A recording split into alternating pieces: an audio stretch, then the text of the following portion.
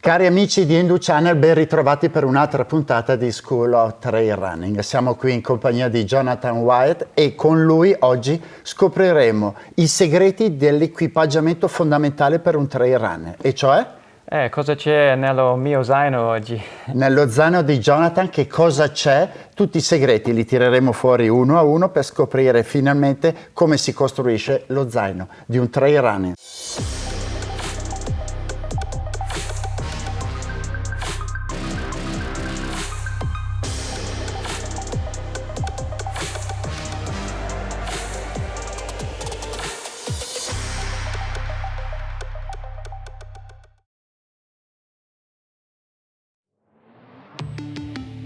Volkswagen.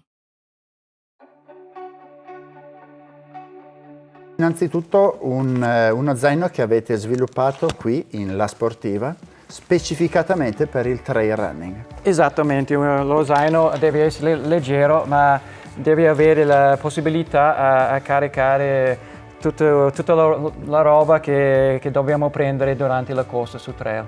Prima di parlare di cosa c'è qua dentro, come è fatto uno zaino? Lo zaino deve essere molto comodo perché quando corriamo c'è sempre la sbalza, poi la chiusura è molto importante e ad oggi ha anche la possibilità a portare abbastanza cose importanti. Vedo una particolarità, questo tessuto degli spallacci mi sembra molto traspirante. È traspirante e poi si traspira bene perché quando stiamo correndo stiamo sudando.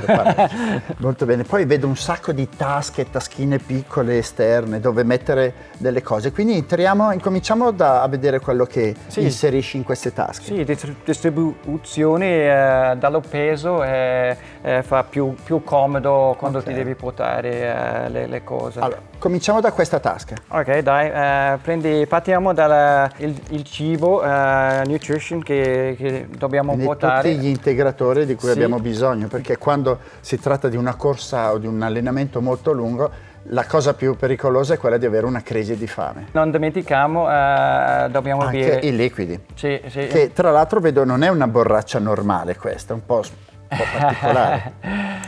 Questa è una borraccia morbido, diventa più comodo così rispetto di classico borraccia in plastica. Quando tu indossi lo zaino non devi sfilarla, ma bevi direttamente da questo. Molto bene, allora abbiamo visto gli accessori esterni dello zaino, vediamo all'interno che cosa normalmente tu metti. Qua naturalmente lo dobbiamo dire, è solo un esempio, però ci aiuta a capire come affrontare un trail in montagna dove il tempo può cambiare anche in modo repentino e molto veloce. Esatto, è importante dire, questo è un esempio, magari un'altra esigenza, ma per qualcosa più lungo, magari più alto, ci vuole qualcosa di diverso. Intanto vediamo questo, lo apro io per te, vediamo un po' che cosa hai messo.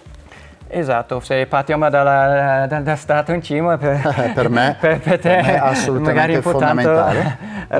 Un cappello magari anche di lano, comunque estremamente termico, e poi classico fascetta, e vogliamo avere gli strati sopra il corpo che copre. In caso di abbassamento della temperatura o di pioggia o di brutto tempo. Sì, anche quando c'è la nevicata che succede anche durante l'estate. Se partiamo dalla giacca, una giacca impermeabile, waterproof diciamo, ad oggi le gare chiedono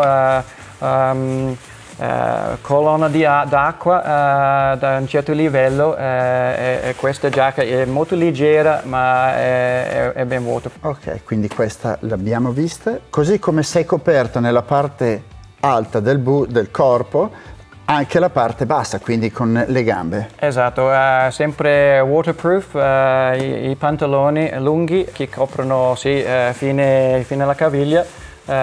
Importante coprire tutto il corpo con qualcosa waterproof, non parliamo water resistant perché quella è diversa, questo è proprio waterproof. Okay. Poi sotto il corpo ci vuole una maglietta manica lunga termico.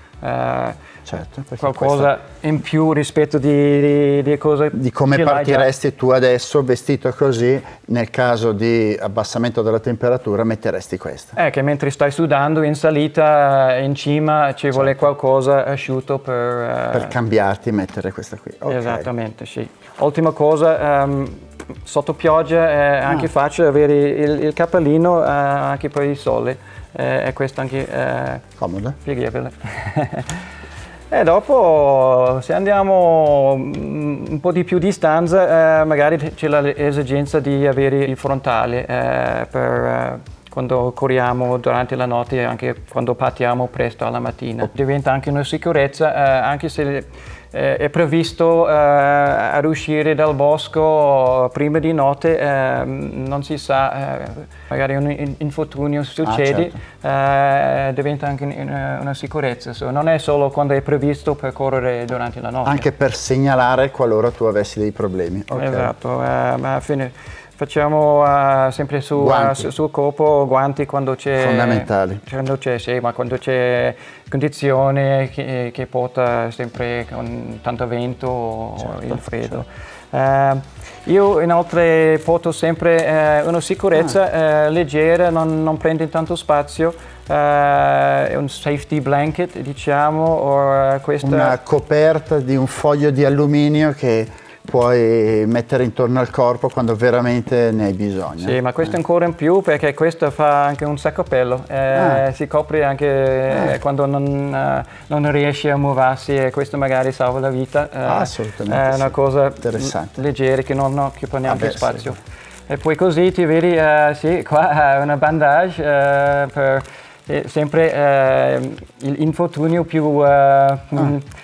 che arriva più spesso, magari una caviglia. Allora poi con questa puoi avvolgere la caviglia e tenerla insomma in modo contenuto. Ok, interessante. Anche qui vedo che hai altri.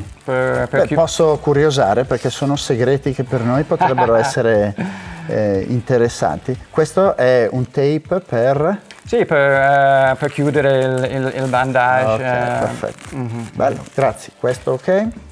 Dai, e poi non dimentichiamo, non è sempre la cosa più sicura, ma prendiamo anche il cellulare, non c'è sempre la possibilità. La copertura del GSM, sappiamo che in montagna non sempre si prende il segnale del cellulare, ma è sempre bene averlo con sé.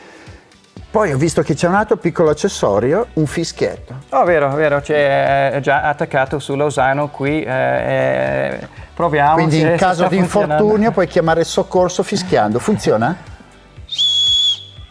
Bene. Sembrava di sì. Sì, direi che funziona, nel bosco questo lo si sente. Sì. Esatto, è sempre in sicurezza, magari non si usi mai, ma è già compreso nello zaino qui. Quanto può pesare tutto questo?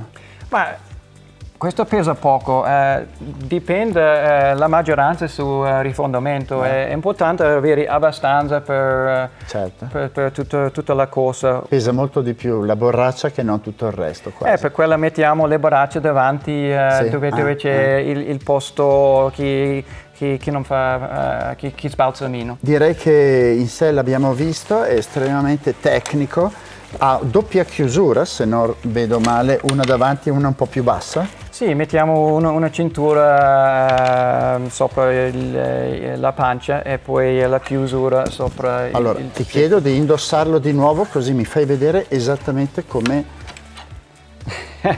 fai tu. No, fai tu. Perché è estremamente aderente e deve esserlo. Sì. Deve aderire al corpo. E poi c'è l'aggiustamento per la coda, così siamo pronti per andare a correre ancora. Quindi tu adesso esci in allenamento vestito, ti ridiamo tutta la tua attrezzatura dello zaino. Grazie per questa spiegazione estremamente chiara e utile, soprattutto utile perché ricordiamoci che correre su asfalto, su strada, in città c'è una certa sicurezza. Quando lasciamo la comfort zone per entrare nel mondo off-road dobbiamo avere tutti gli elementi per garantire la nostra sicurezza. Sì, non c'è mai la garanzia, ma dobbiamo proprio rispettare la natura e così siamo messi in un modo dove si può assicurarsi un po' di più. Bene, grazie ancora, allora ti lascio ai tuoi allenamenti e a riempire il tuo zaino, in quanto noi ci vediamo alla prossima puntata. Se quanto avete visto vi è piaciuto mettete like e condividete con gli amici. Alla prossima!